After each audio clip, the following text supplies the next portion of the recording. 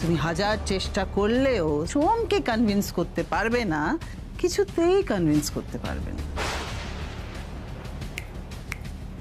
এটা আমার চ্যালেঞ্জ। কেন করলে মা এরকম?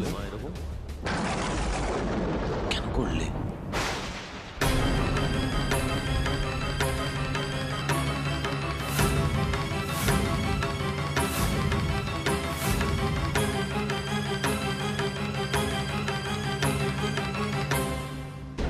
শাশুমা, আপনি আমাকে বলেছিলেন না আমি সোমরাজ বাবুকে কিছুতেই বিশ্বাস করাতে পারবো না যে সোমরাজ বাবুর মা ফ্যাক্টরিতে বোম প্ল্যান্ট করে রাখতে পারে। সত্যি আমি পারিনি, আমি বহুবার চেষ্টা করেছি, সোমরাজ বাবুকে প্রমাণও দেখিয়েছি। সোমরাজ বাবু সব কিছু দেখে চোখ বন্ধ করেছিলেন। উনি বিশ্বাসই করতে পারেননি যে আপনি এরকম একটা জঘন্য কাজ করতে পারেন। সত্যি তো সোমরাজ বাবু আমাকে বিশ্বাস করেননি। কিন্তু আপনার কথা কি করে অবিশ্বাস করবেন সোমরাজ বাবু?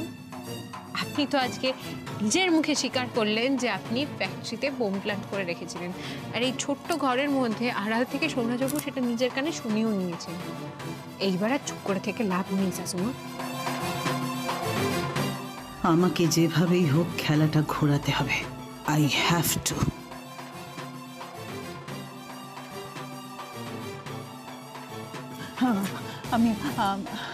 আমি সে কথা বলিনি সোমরাজ, আমি সে কথা বলিনি।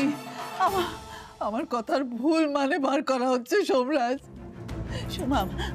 আমি তোমার মা, আমি ফ্যাক্টরিতে বোম প্ল্যান্ট করতে পারি, বলো আমি পারি? আমারও তো এই একই ধারণা ছিল মা, এই একই ধারণা ছিল। তুমি পারো না। আমি বিশ্বাস করিনি, জানো তো মা, বিশ্বাস করিনি। এর আগে আমার কাছে অনেক প্রমাণ ছিল, তোমার বিরুদ্ধে অনেক প্রমাণ ছিল, কিন্তু তাও আমি বিশ্বাস করিনি। নিজের সঙ্গে বারবার লড়ে গেছি, নিজের মনের সঙ্গে লড়েছি।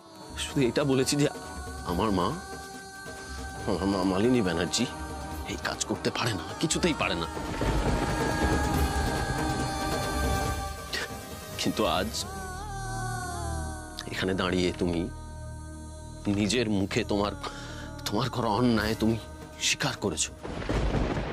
আর তোমার স্বীকারোক্তি শুনে আমার সমস্ত বিশ্বাস ভেঙে চুরমার হয়ে গেল, এবং আমি ভাবলাম যে এখন মনে হচ্ছে, আমি ভাবছি যে আমি একাই ভুল ছিলাম, জানো তো, একাই বলছিলাম।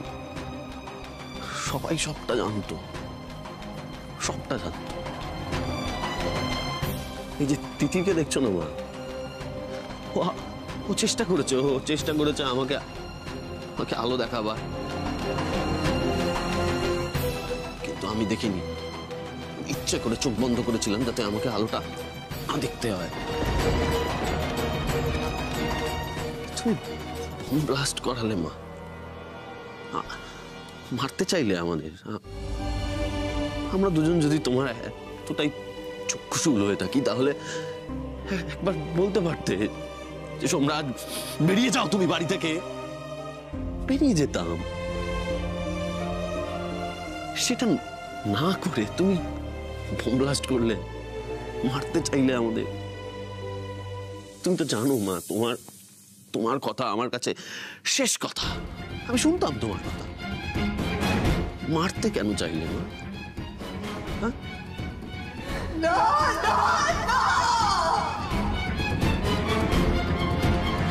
উনি আমাকে দিয়ে বোম প্ল্যান করেছিলেন। আমাকে ছেড়ে দিন স্যার, আমাকে দয়া করে ছেড়ে দিন। পুলিশে দেবেন না স্যার, আমি কথা দিচ্ছি আমি রিজাইন করে দেবো। আমার মুখ আর কোনোদিন আপনাদের দেখতে হবে না। প্লিজ স্যার ছেড়ে দিন আমাকে। চুপ চুপ, একদম চুপ। কথা বলছো আবার? তোমাকে বোম প্ল্যান করতে বললা, তুমি করে দিলে? এতগুলো মানুষের কথা একবার ভাবলে না? এতক্ষণে পুলিশে দেওয়া উচিত ছিল তোমাকে। আমাকে পুলিশে দিতে হলে আপনার মাকেও পুলিশে দিতে হবে। পারবেন তো সেটা?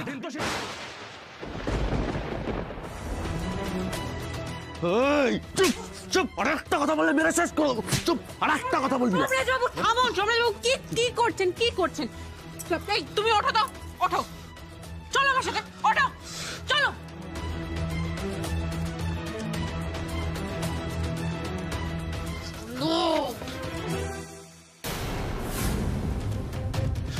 শোন শোন বেটা, একটু মাথা ঠান্ডা করে কি করে বলছো মা তুমি এই কথাগুলো?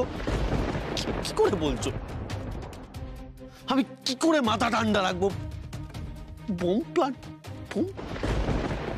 তুমি এটা কি করে পারলে করতে বলো? তারপরেও এমন ভাবে তুমি আছো যেন মনে হচ্ছে কিচ্ছু হয়নি, সবটা ঠিক আছে একদম। কেন বললে মা তুমি? হ্যাঁ, আর যদি তিতির না থাকতো তাহলে তো শেষ হয়ে যেতাম।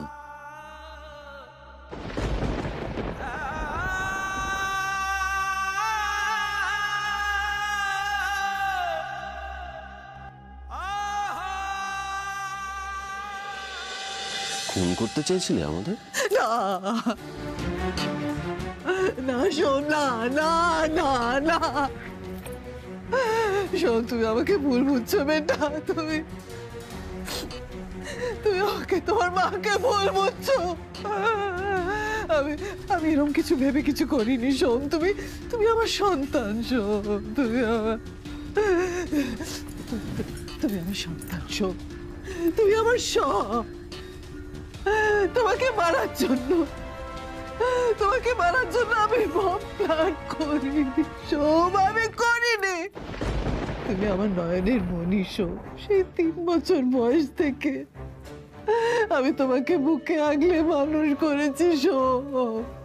আমি এরকম ভাবতেই পারি না। তুমি আমার সব। তুমি আমার সব। তুমি আমার সব।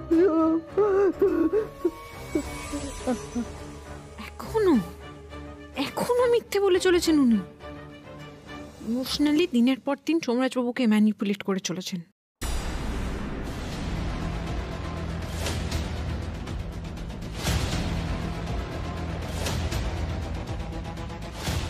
তার মানে তুমি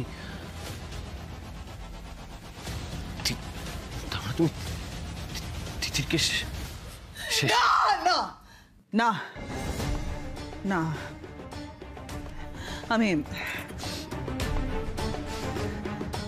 আমি কাউকে শেষ করার জন্য বম প্ল্যান্ট করিনি। আমি তোমাকে বাঁচানোর জন্য বম প্ল্যান্ট করেছি। বোম প্ল্যান্ট করেছিলেন বাঁচানোর জন্য? কিভাবে, কি করে বাঁচাতেন একটু এক্সপ্লেন করে বলবেন শাশুমা?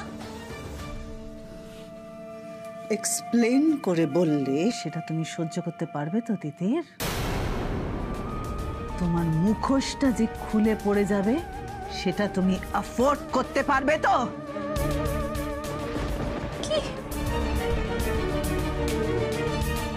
মা প্লিজ প্লিজ, আমার না এই সমস্ত হেয়ালি আর শুনতে ইচ্ছা করছে না। প্লিজ প্লিজ বন্ধ করো, আমি আর সহ্য করতে পারছি না এসব। প্লিজ প্লিজ করো না, please please stop stop stop. সহ্য তো তোমাকে করতেই হবে। সহ্য তো তোমাকে করতেই হবে। আমার মতন একটা নির্দোষ নিষ্পাপ মানুষ, আমার মতন একটা মানুষ কেন বম প্ল্যান্ট করতে বাধ্য হলো সেটা তো তোমাকে শুনতেই হবে। আমার কথা তো তোমাকে শুনতেই হবে। আমার পিঠ কতটা দেয়ালে ঠেকে গেছিল যে আমি তিতিরকে শেষ করার জন্য বম প্ল্যান্ট করেছি। কারণ কারণ কারণ তিতিরকে শেষ না করলে তিতির তোমাকে, আমাকে, আমাদের গোটা পরিবারকে শেষ করে দিত। তুমি জানো না সোমরাজ, তিতিরের এই ভালো মানুষের মুখোশের আড়ালে একটা ভয়ঙ্কর কাল নাগিনী আছে। প্রত্যেকটা কথা, প্রত্যেকটা কাজ, হাসি কান্না সবকিছুর পেছনে একটা নোংরা লুকোনো গর্হিত উদ্দেশ্য আছে।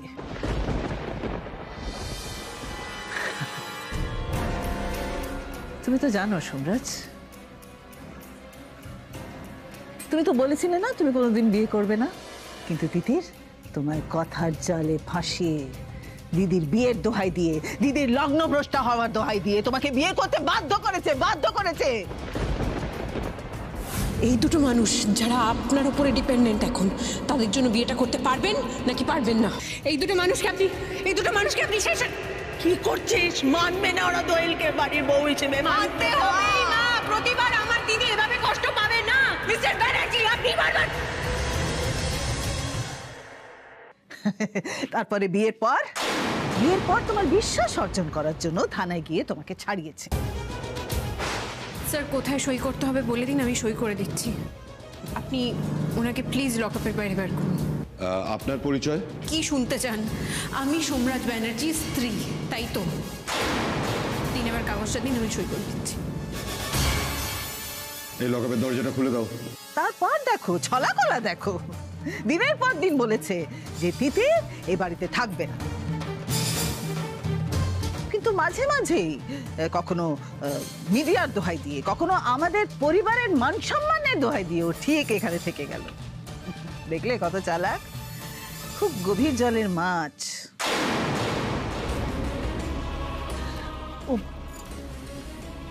ও ঘাটালের দারিদ্র থেকে মুক্তি পাওয়ার জন্য আমাদের বাড়িকে ইউজ করেছে। ঘাটালের দারিদ্র থেকে মুক্তি পাওয়ার জন্য ওর তোমাকে দরকার ছিল। বড় ডিজাইনার হওয়ার স্বপ্ন পূরণ করার জন্য ওর ব্যানার্জি টেক্সটাইলসকে দরকার ছিল। মানুষের তো মোহর কোনো শেষ নেই, মানুষ মোহে লোভে অন্ধ হয়ে যায়, লোভের কোনো লিমিট ছিল না। তাই তো ছলে বলে কৌশলে নিজের কথার প্যাচে দিনের পর দিন ফাঁসিয়েছে, তোমাকে বশ করার চেষ্টা করেছে, তোমার বিশ্বাস অর্জন করেছে। তারপরে কথার বহর দেখো, আমার দারিদ্র আমার সম্মান, আমরা গরিব কিন্তু সেটাই আমাদের সম্মান। মিথ্যে মিথ্যে মিথ্যে কথা।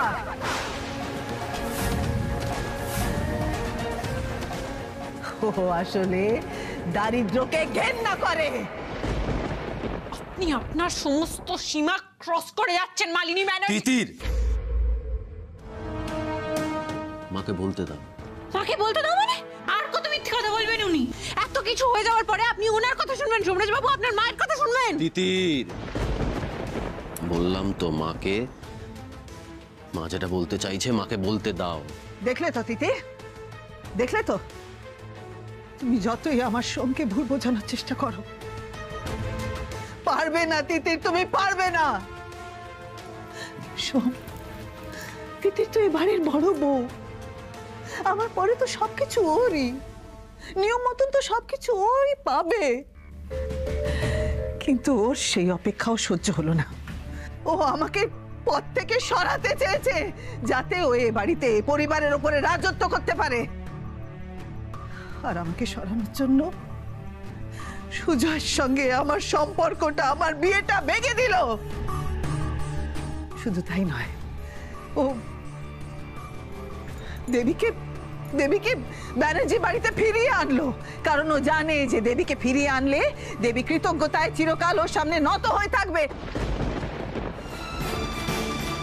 ও তোমার উপরে এতটা প্রভাব বিস্তার করেছে যে আমার আর তোমার বাবার ডিভোর্সের কথা শুনেও তুমি অচল হয়ে রইলে।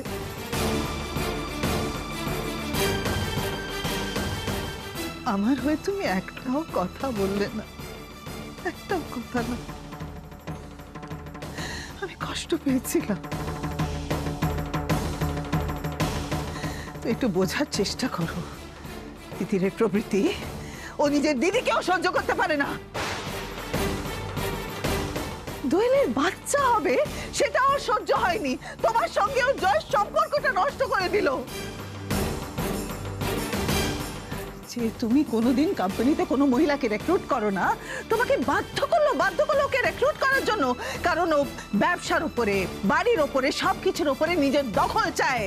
ও সবকিছু দখল করতে চায়, কারণ ও ছুঁচ হয়ে ঢুকবে আর ফাল হয়ে বেরোতে চায়। এই কথা ও নিজে বন্ধ দরজার আড়ালে আমাকে বলেছে।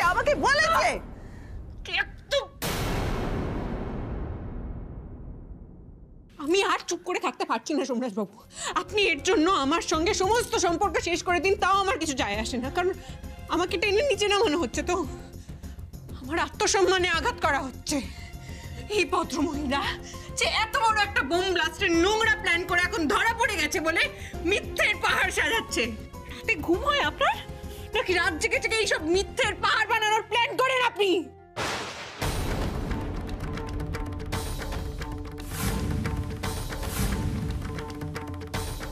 না, আমি যা বলছি একদম ঠিক বলছি, একটাও কথা আমি মিথ্যে বলছি না। শোন শোন, তুমি আমার কথা বিশ্বাস করো তো বেটা? বেটা আমাকে ভরসা করো তো তুমি? আমাকে ভরসা করো তো? শোন,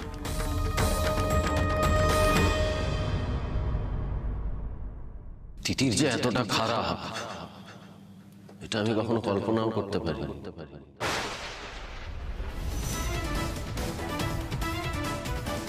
এই প্রথম তোমার কাছ থেকে বুঝতে পারলাম যে কতটা খারাপ।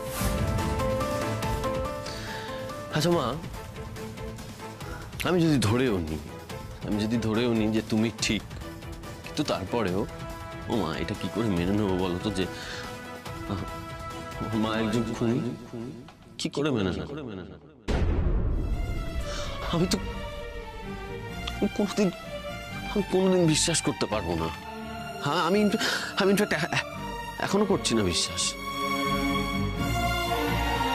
আমি বিশ্বাস করছি না আমার মা এই কাজ করতেই পারে না। তুমি আমার সমস্ত বিশ্বাস ভেঙে চুরমার করে দিয়েছো মা, ভেঙে চুরমার করে দিয়েছো। তুমি একটা মানুষকে ঠান্ডা মাথায় খুনের পরিকল্পনা করেছো। মা, তুমি আমাকে একটা কথা বলো তো, এখন আমার ঠিক কি পরিকল্পনা করা উচিত?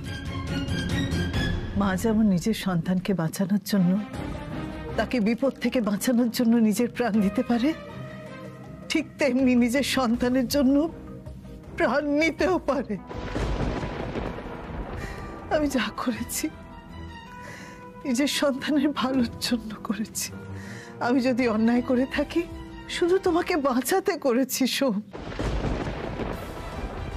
সে তো তুমি তোমার যা করার তা করেছো, কিন্তু আমি এখন কি করব বলতে পারো? প্লিজ বলো না মাম, বলো না আমার এখন ঠিক কি করা উচিত, বলো প্লিজ। বলো না মাম, বলো না আমার এখন ঠিক কি করা উচিত। তোমার যা ইচ্ছে তুমি করো সোম। যেভাবে শাস্তি দিতে চাও দাও, আমাকে মারধর করো, আমাকে ওই যে অভিজিৎ বললো পুলিশে দিতে, আমাকে পুলিশে দিয়ে দাও। বাড়ির সামনে আমাকে বেইজ্জত করো, বের করে দাও আমাকে, বের করে দাও, যা খুশি করো তো, যা খুশি করো বাবা। আমাকে ভুল বুঝো না, আমি যা করেছি আমার সন্তানকে তোমাকে ভালোবেসে করেছি সোম, আমি তোমাকে ভালোবেসে করেছি।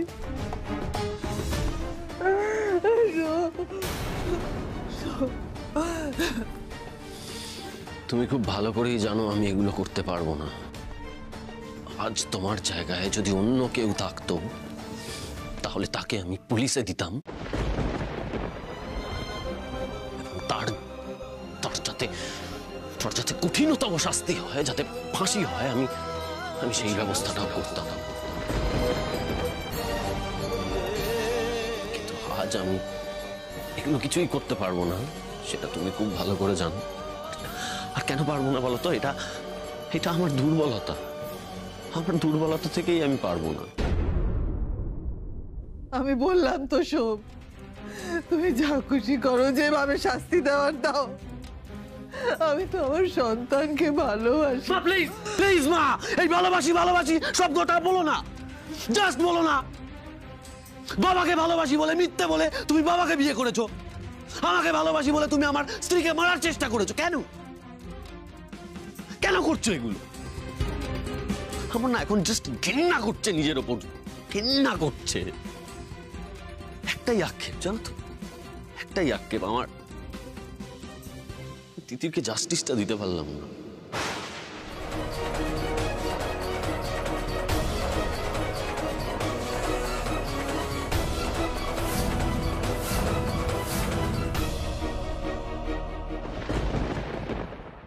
আমার না এখন জাস্ট ঘৃণা করছে নিজের ওপর। একটাই আক্ষেপ, জানো তো, একটাই আক্ষেপ, আমার তিতিরকে জাস্টিসটা দিতে পারলাম না। আমার স্ত্রীকে খুনের চেষ্টা করেছে যে, সে আমার চোখের সামনে দাঁড়িয়ে রয়েছে, অথচ আমি তাকে শাস্তি না দিয়ে ছেড়ে দিচ্ছি। কেন? কারণ আমি তাকে মা বলে ডাকি। সোমরাজ বাবু, মা, মা তুমি না একটা কাজ করো, জানো তো, তুমি প্লিজ, এটা আমার রিকোয়েস্ট, তুমি এখান থেকে চলে যাও, প্লিজ চলে যাও, বাড়ি চলে যাও। আর যাওয়ার আগে তোমার ওই কে আছে অভিজিৎ তাকে প্লিজ সঙ্গে করে নিয়ে চলে যাও। প্লিজ প্লিজ যাও। আমি আর পারছি না, প্লিজ চলে যাও প্লিজ। শোন বেটা, আমার কথা শোনো বেটা। না প্লিজ মা, আমার আর কিছু শুনতে ইচ্ছা করছে না, তুমি চলে যাও। আমার এখন ইচ্ছা করছে, আমার ঘেন্না হচ্ছে নিজের ওপর লজ্জা হচ্ছে, নিজের গালে নিজের চড় মারতে। কি করছেন আপনি? কি করছেন এগুলো? কি করছেন? প্লিজ একটু শান্ত হন প্লিজ। ক্ষমা করো আমাকে তিতি, আমাকে ক্ষমা করো। আমি তো তোমাকে জাস্টিস দিতে পারলাম না দিতে। তোমার কাছে আমি সারাটা জীবন অপরাধী হয়ে থেকে গেলাম।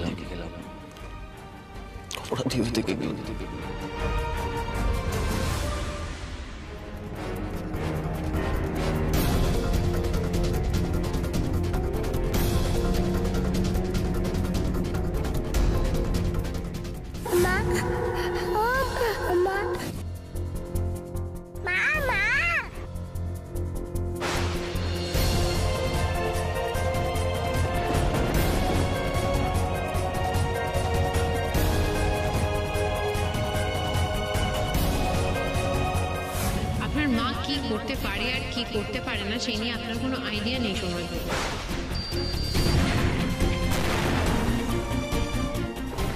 এই সত্যিটা আমাকে আপনার সামনে তুলে ধরতেই হতো সোমরাজ বাবু। আমার কষ্ট হচ্ছে আপনার জন্য, কিন্তু আমার যে আর কোনো উপায় ছিল না।